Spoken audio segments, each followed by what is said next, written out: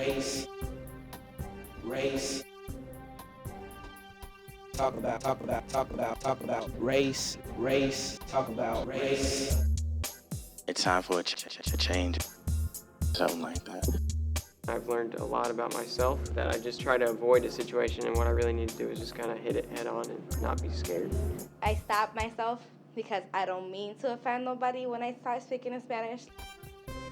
Look at our religion, from Jews, Muslims to Christians. We just all here wishing. Somebody white was making fun of her and calling her the N-word, and something inside me snapped and said, hey. This girl was insulting me.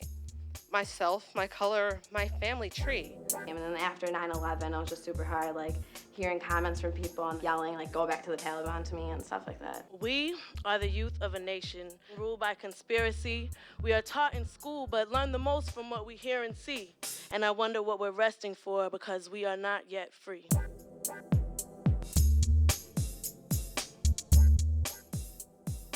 The first guideline is try on every part of that idea or thought or belief before you disagree.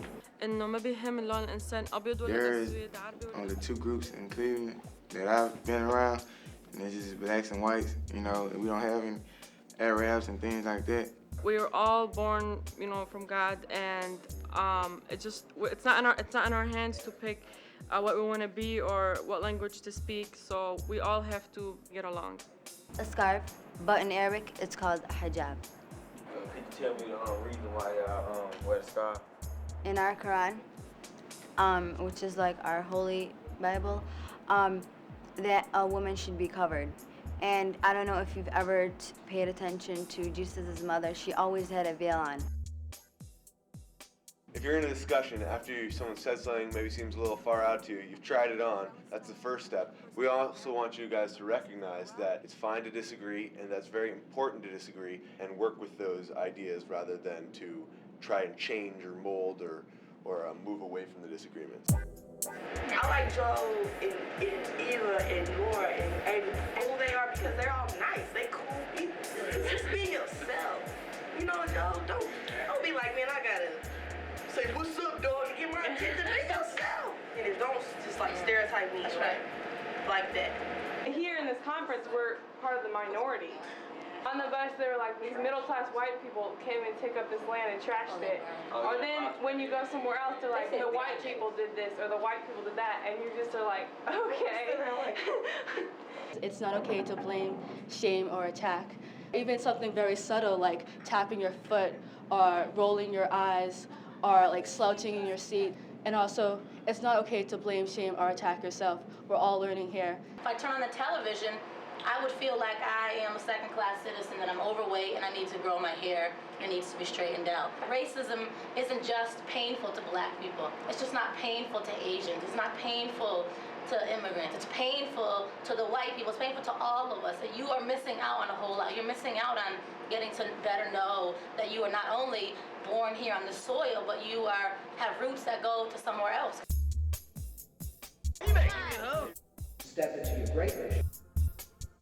I'm saying the same thing. Step into your greatness. Step into your greatness. It was going to be a reinforcement of the stereotype about black male sexuality and sort of just being seen as a black hunk as opposed to the breadth of what these boys brought to the table and sort of fearful that they were stepping into that stereotype. To step into your greatness, you'd still need help.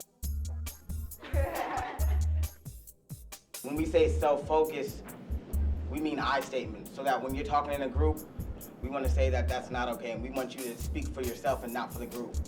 It's so traditional for adults to be in charge. Before you drive safely, don't be speed. They don't really realize that youth is our future. You guys going down to the church too? No. It builds a stronger character for you because when you say if you go to a job or anything that you try to do in life, you're going to want your voice to be heard. Practice both and thinking.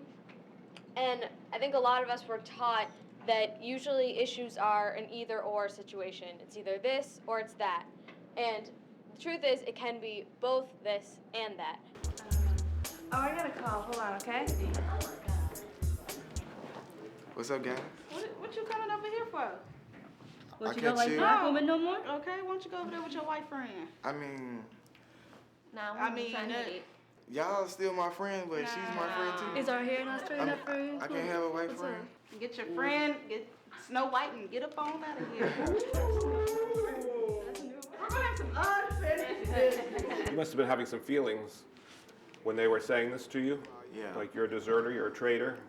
Laura standing over there and how hard it is to kind of be separated and be isolated and then kind of come back into the group and reintegrate. We all agreed that yes, we were joking, and I felt the pain that I want to say that you had Laura standing over there, and this is just a skit, and I have a hunch that this sometimes happens a lot in your school. Yeah. So to do something so real sometimes it's hard to do. Kind of made me ashamed. Feel ashamed to be a white person? When that kind of activity happens. I know that I do those things and don't even give it a second thought, but now watching it happen, I think it's something that I should be ashamed of and that I shouldn't, or that I want to stop doing.